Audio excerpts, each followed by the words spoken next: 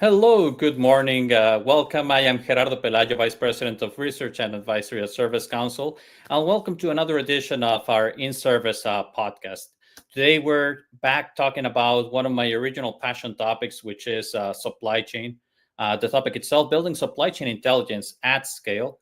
And I'm glad to have Priya Sharma, the Vice President of the Center of Excellence at DHL Supply Chain, to help me go through this topic, have a very engaging conversation, I'm sure. Thank you for being here, Priya. We'll get to an introduction to you in just a second.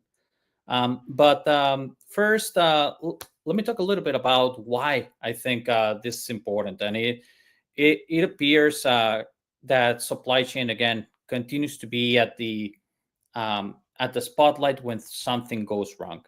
And we're just 2 weeks out from our biggest event of the year, the Smarter Services Executive Symposium in Chicago. Hope to see many of you over there. And our day 3 opening keynote is from Professor Josie Shefia, professor at MIT. And in his latest book, one of the things that resonated with me strongly was that if people understood how complex it is for supply chains to operate, they wouldn't be angry that something doesn't arrive on time, is not available on request. They would be surprised that anything is. And I think this is very representative of the complexity of all the things that need to come together, and how that complexity has just exploded as we get more data, more technology coming into the picture. And that also gives us pause to say maybe we shouldn't be all about reacting and trying to be efficient against all of these sources of uncertainty, but what can we proactively do to leverage these resources to capitalize on that data and transform it into the intelligence that we want to talk about today. So with that motivation, a little bit of housekeeping. As you know, if you're familiar to the podcast, this is being recorded to our LinkedIn audience. We're live and we see you. We always like you to participate. So if you have a comment, if you want to add to the conversation, have a question for Priya, who has kindly offered to think on her feet during this, please bring it along, and we'll do our best to incorporate that into the flow. Without further ado, Priya, again, thank you so much for joining us. I've had the pleasure of connecting with you before, but for our listening audience, why don't you give us a little bit of a background about yourself and the role that you play within DHL supply chain? Yeah, thank you so much for having me, Gerardo. I'm excited and nervous to be here today, so it's great. As you've introduced me, my name is Priya Sharma. I lead the Center of Excellence for a division of supply chain called Service Logistics in DHL. I've been with DHL for about 5 years now. And before that, I worked in a previous company focusing on kind of solution design and network planning. But what I do at DHL, I think it's probably the best job in the world, which is really driving innovation and connecting our customers to that innovation. To your point earlier, supply chains, what they were in the past are not what they are today. We are inundated with information and data, but also more connection points between people, and how we make it work is kind of where I focus as well. So how do we bring that innovation to our customers? Great. And so that gives us a great point to dive right into the conversation, because innovation is one of those things that tends to come up very often, but it's not always that easy to articulate what it actually means in specific situations. It's innovation, how to make it tangible. And perhaps the logistics supply chain space is one that, for those that are not living within that in their day to day, it might feel that it's relatively stable, that it's taking things from one place to the other. Maybe there's more data than there was 20 years ago, but a truck is still a truck, and a box is still a box.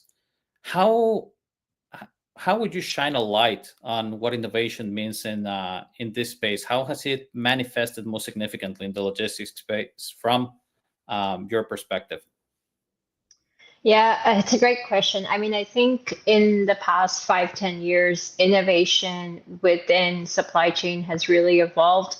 5 years ago, when we talked about innovation, we were looking at automation, right? So physical automation in the warehouse. How do we use robotics to help the mundane, repeatable tasks that we have in the warehouse?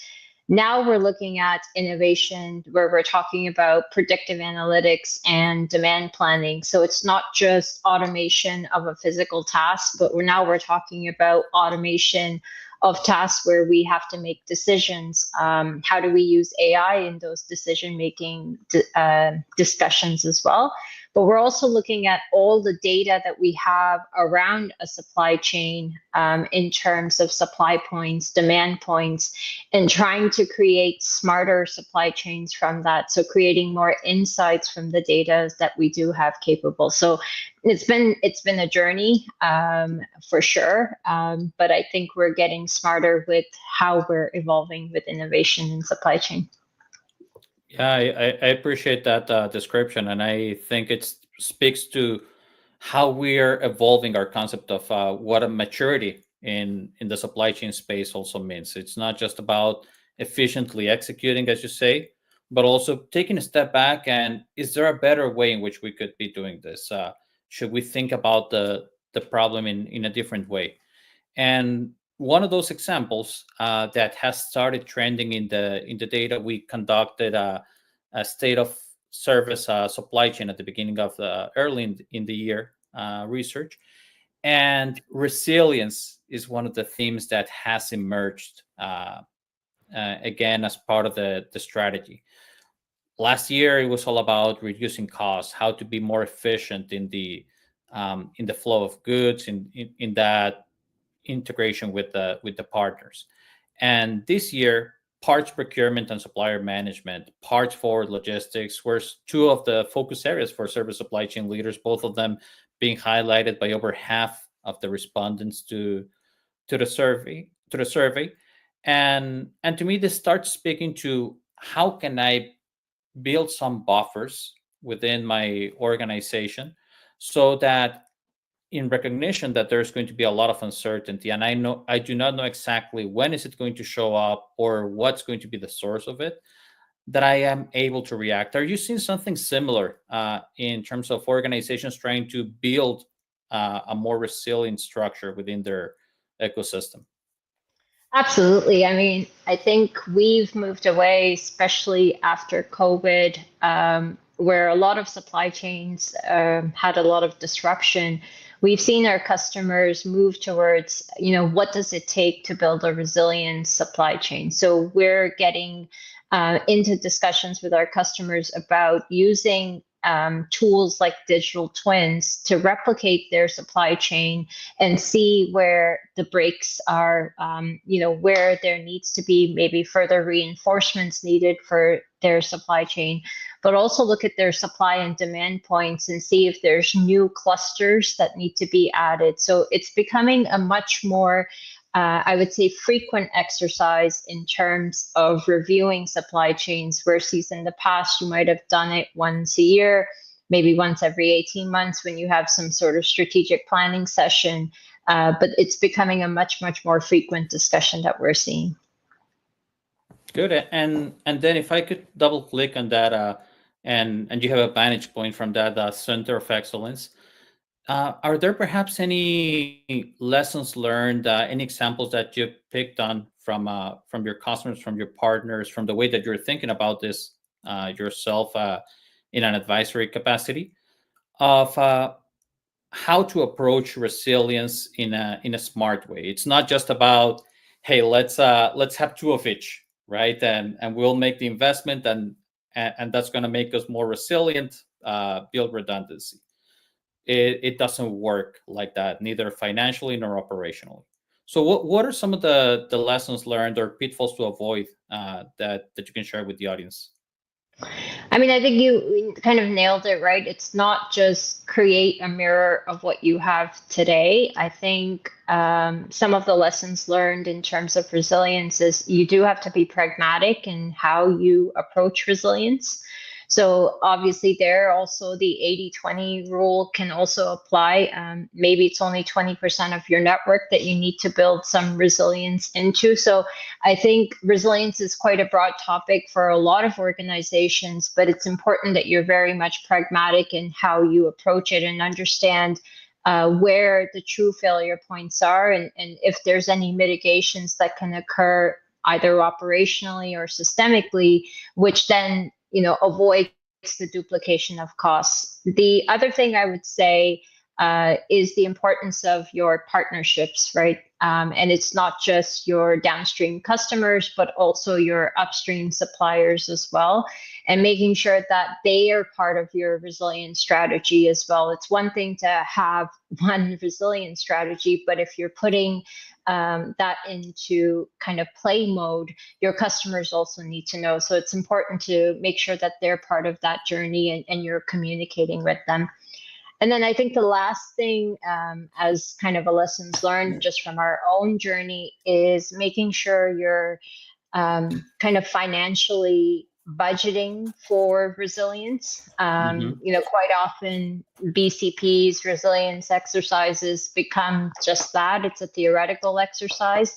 But then making sure you've got the budget to either refresh the training when it comes to resilience, or just building that budget in that you want to run digital twin models every 3 months or whatever that looks like. So there needs to be a very close tie into not just working in resilience in isolation as a supply chain.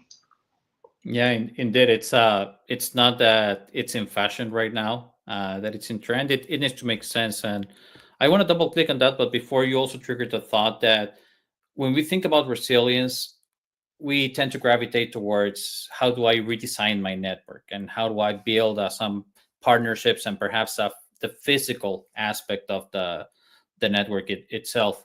And part of what has emerged in the research that we do across data, people, process, technology is also, you brought up the partners. It's what is the information that you make available to those partners. How are people going to consume the data that exists within the network, so that they can make smart decisions about how to react when uncertainty materializes? And so thinking about resilience not just as a tool or as a design of the network, but as an overall strategy, where people, data, processes, and technology need to come together. I think it's something that you inspired based on the things that you were listing out. And and then the last point that you brought up, which was how do I incorporate it within my financial cycle, right? There has to be some arguments behind it. And you also already brought up the digital twin. One of the other tools that I've heard being implemented here are simulations. How to raise awareness of what could happen, what are the risks, what are the benefits that we need to be prepared for.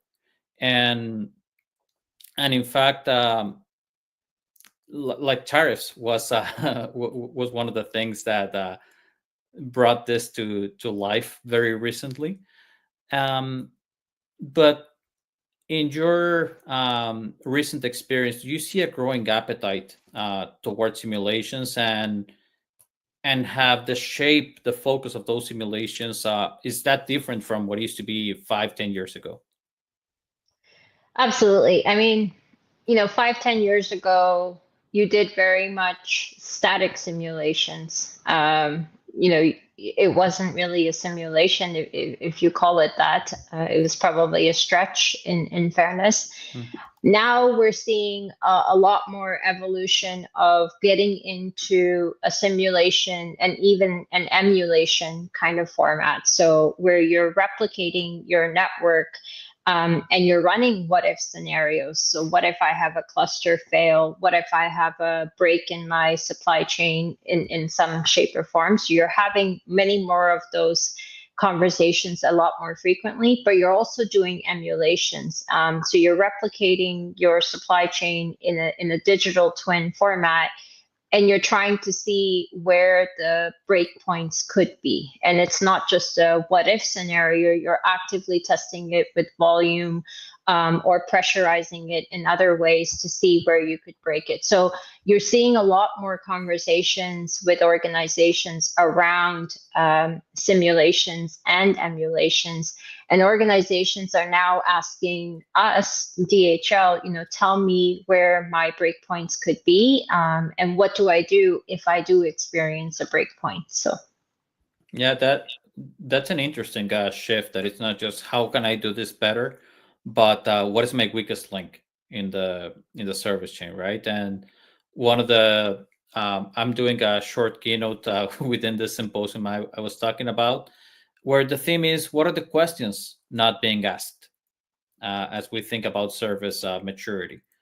So this simulation is not just a theoretical exercise. We see in our survey, 1 in 4 leaders in supply chain expect that their network design for their sourcing strategy to change in 2025 relative to what they had in 2024. So there is the, this shift, this realignment of resources, and it's a decision that you want to make confidently, and you want to make based on data, not just gut feel, or have to come up with really fast. Are there other examples, perhaps, or any any other recent examples where you've seen modeling scenarios that are original, different from what used to be, or kind of like the keynote I'm working on? What are the simulations that you think would add significant value and maybe are not the typical requests, that they're still understated in their importance? yeah, I think simulations help to bring forward sometimes the intuition that we already had about our supply chain, but it's nice to kind of reinforce that with data and statistics. I think one of the things that we've been having discussions on is how do you use the data to help generate conversations internally within an organization.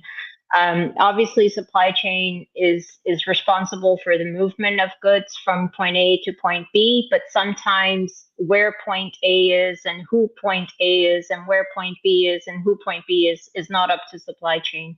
So where we're seeing a lot of conversations happening with our customers is using the simulations to create insights on those supply and demand points. So we're starting to look at data that says why is a cluster of customers in one geographic area, but then you're supplying it from a geographic area maybe halfway around the world. And does that make sense? Or do you need to maybe have a cluster closer to where your customers are? And I think some of these insights that these simulations help to generate just helps the organization internally to have those conversations as well. Quite often you see in these simulations, you'll see inventory that maybe has not moved for a very long time. And that allows us to ask those questions. Why is this inventory not moving? Is it because it's dead inventory and therefore we need to find a different solution for it? Or is there something changing in your business that's also changing the movement of inventory as well? Mm-hmm. So it allows us to, what I'm seeing is, have those conversations that allows for the organization to have intelligent conversations internally and maybe ask some tough questions that they couldn't before. Yeah, I love that. It's the connecting the dots on that intelligence, not just for the direct user, but you were talking about other parts of the operation.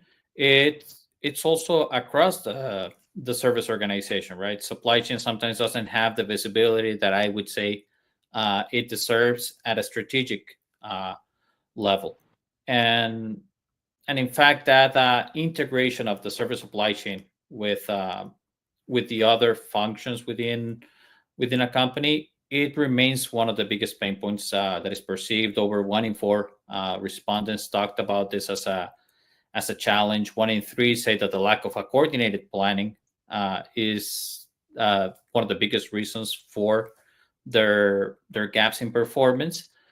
Um, and and one of the perhaps I hear, if I could only take a step back and look at the data and look at the different players and how they connect to each other, I would be in a much better place. You actually get visibility on many of these nodes and the flows. And have you have you been in the position where you actually end up with more intelligence, or a better understanding of what that big picture looks like, and how to stay away from chasing the small things, and actually make recommendations on what would help the overall system better? Yeah, absolutely. I mean, seeing that supply chain at a holistic level then allows us to have a conversation. It's a very simple metric, but it's a cost per case, right? So what is the total cost per case when you're moving it across the supply chain from all the nodes? And then you start to have conversations on that cost per case across different product lines, different SKUs. And then you get to see what the holistic cost of that supply chain is, and where the cost is being driven, and where it's not. So I think, allowing us to have that conversation. Now, the challenge becomes getting a holistic cost per case, because what usually happens is you'll have a little bit of information from a financial perspective in one area, and you'll have maybe some assumptions to make in a different area. So you don't necessarily get that holistic cost per case.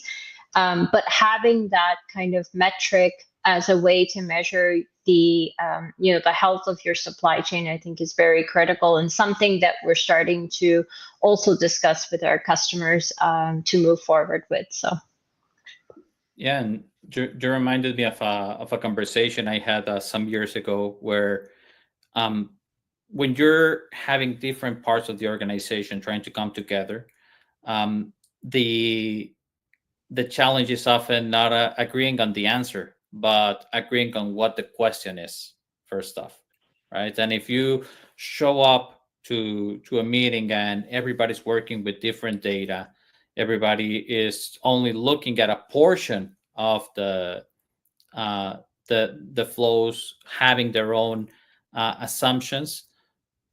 Doesn't matter how smart the crowd is, doesn't matter the willingness to try and work together. You're just going to come at the problem from a different very different angle, that is not going to find a common ground with the other side. So being able to provide the visibility that you're talking about is one of the ways in which I generally think data has a shot of translating into intelligence, and not in small pockets, but at a way that reflects into more patterns and early detection. Um, when we and when we think about these patterns, you brought up earlier, what are some of the places perhaps where you can explain why the supply chain is performing the way it is? And that's good. That's important. But at the end of the day, that's a lagging metric, right? Uh, are are there any instances that you've seen where this visibility helps to identify some patterns from a proactive perspective, that can detect opportunities not that were not visible to the partners before, or be able to trigger conversations where they had faced resistance from these partners as well? yeah, I mean, I don't think we're quite there from a maturity perspective. I think one thing that these metrics allow us to have is a seat at the table from a supply chain perspective.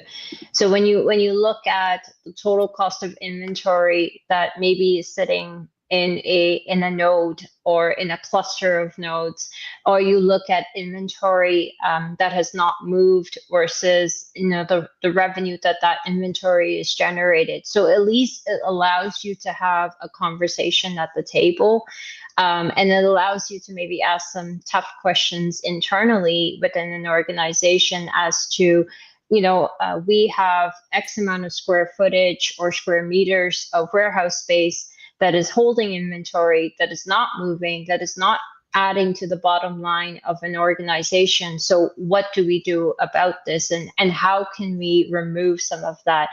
But I think the biggest thing is, traditional metrics don't allow for that. So you don't necessarily see the contribution of those elements into your daily operating costs as an organization, because you traditionally measure it as a P&L, and you have your cost of goods, and then that's a line item.